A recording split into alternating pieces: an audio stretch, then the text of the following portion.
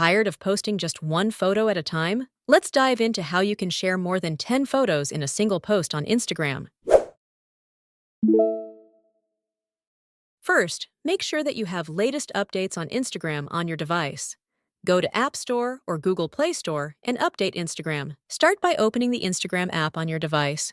Tap the plus icon in the bottom middle of your screen to create a new post. You'll see a grid of photos. Now there is a button next to the camera. Let's tap on it. Now we are able to select multiple photos. Tap on the first photo you want to include. Then, tap on the other photos you want to add to your post. Your job here is to choose over 10 photos.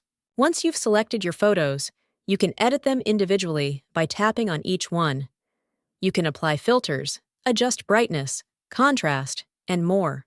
Tap the Write a Caption field below your photos and add your desired text.